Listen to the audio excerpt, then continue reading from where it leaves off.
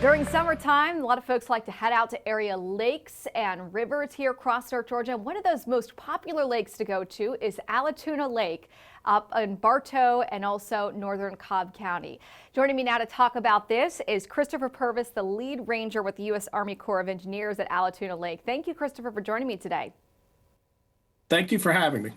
Let me start off with this. It's a debate that we've had in our newsroom and many people who live around North Georgia.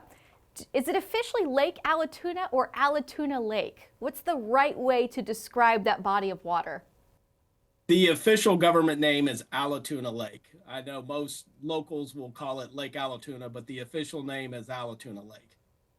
Allatoona Lake. So we're going to go with Allatoona Lake there. So tell me about Allatoona Lake. I mean, it's up there in kind of the northwest suburbs of Atlanta. How big is it and how many people visit it each and every year? We are one of the busiest Corps of Engineer lakes in the nation. We're usually around number 3 or 4 in visitation, which is around, we get around 6.5 to 6.7 million visitors a year.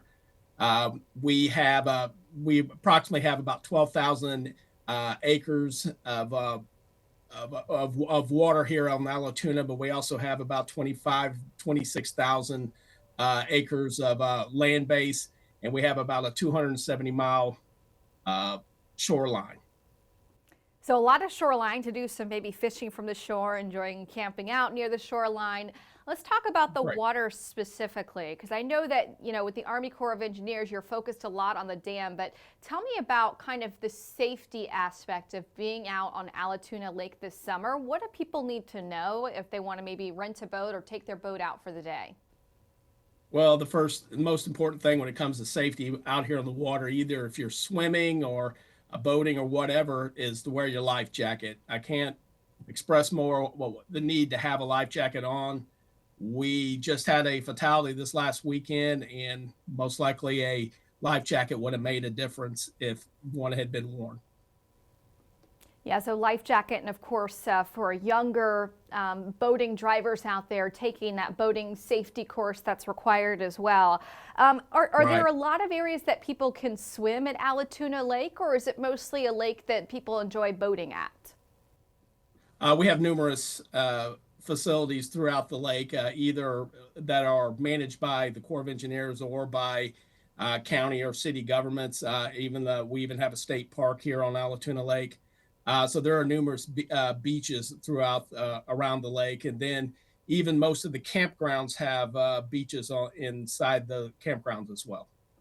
And Christopher, you mentioned some of those safety features, and I would say one of the big things in the summertime that's always a wild card is that chance of a thunderstorm popping up over the lake.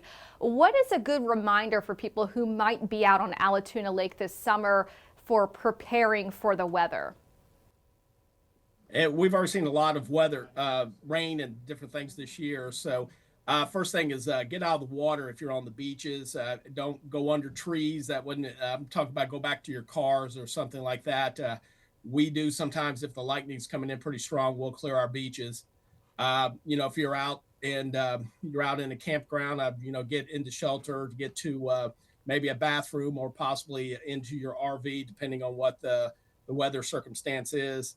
And then, of course, if you're out in the boat, we try to, for us, even we'll be on patrol in our boats, and we'll try to get under the bridges or something like that and try to take a little bit of cover while we're on our boats. Yeah, certainly a thunderstorm is not somewhere you want to be caught outside in. Let's turn and talk about Allatoona Dam. This is an old dam, right? Started construction back in the 1940s. What is its size and how much power does it generate today? We generate quite a bit. It is, as you said, the dam is 75 years old this year. It went into the powerhouse went into production back in January 31st, 1950. We do have 3 turbines, that are used throughout the summer during peak hours, and so it does generate a lot. Honestly, I don't know on this. That's I'm sure it's different depending on the water flow, right? It's like if you have more water and you need to do more dam releases, it probably fluctuates the amount of power you're producing. How do you all manage it as the Army Corps of Engineers? What is your responsibility with the Allatoona Dam and ensuring that it is safe for people who are out on the lake, but also people downstream of where the water is released from? Well, there are several things that are taken into account when we're releasing water. There are several ways you can also release water. You can spill, we can sluice, but you can also generate for power. We're not always generating for power. That's usually during peak hours. But we also, the dam, one of its purposes is to hold back floodwaters. So if it's been a lot of rain downstream and those creeks and rivers below are swollen, we will hold the water back for a few days, and then once those creeks go down, we'll begin to start releasing water out of the dam. So we have a responsibility not only for the generation, but also flood control for particularly like towns like Rome, Georgia, which are just down below us on the Etowah River. Yeah, and that's so critical. And we talk about heavy rainfall events. I mean, we just had a wet May, and of course, I think back to Hurricane Helene. When you get into these bigger, and of course the 2009 floods, when you get into these bigger weather events, how critical is it that you all are staying in partnership and in concert with the kind of the Water Resource Center down, the Stream Center at the National Weather Service office in Peachtree City?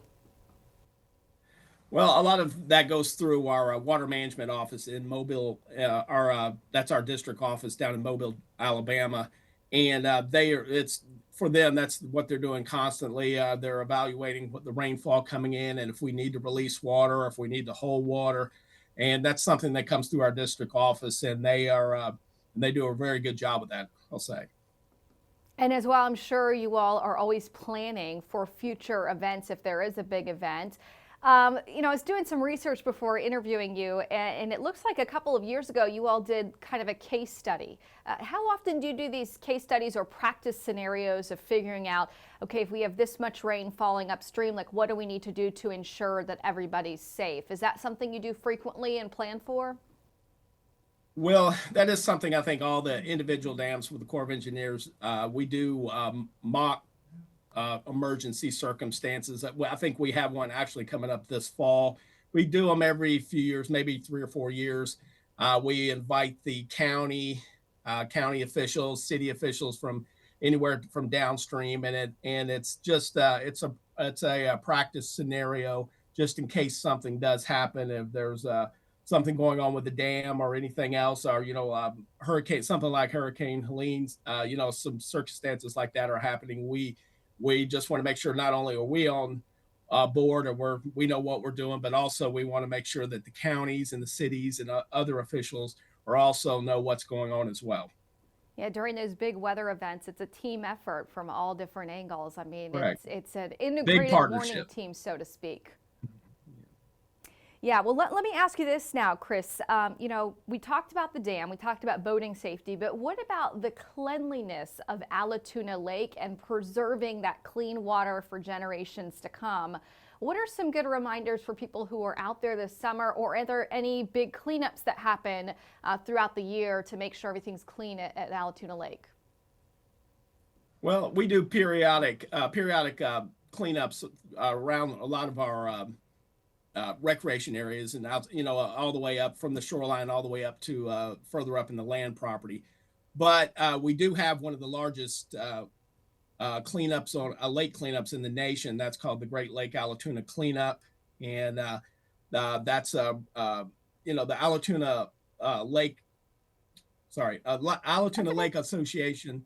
It manages the Great Allatoona Lake Cleanup, and we work with them, and we work on the committee for the cleanup, and that's usually, I think it's going to be the last week of September this year. I'm pretty sure I remember doing that as a kid in Girl Scouts. It's been around for many years. I think it's 30-something years now. I'm not sure offhand. Oh yeah. Let me ask you this to kind of close, Christopher. What's your favorite part of either Allatoona Lake or the dam itself? What's your favorite part of being out there each and every day? Well, for me, I primarily work on the lake. I don't work in the dam, but getting out, meeting people, getting outdoors. That's always been why I'm kind of in this profession, I guess. But now I'm a chief ranger. I'm kind of in the office a little more, but I still enjoy getting out, meeting people, getting outdoors, doing, just getting out there in the fresh air. It's a lot better than being in the office all the time. I'll tell you that. Absolutely, especially when you have sites like you do up there, up by Emerson. Thank you so much, Christopher Purvis, lead ranger with the U.S. Army Corps of Engineers at Allatoona Lake. We really appreciate your perspective and expertise this morning. Thank you very much.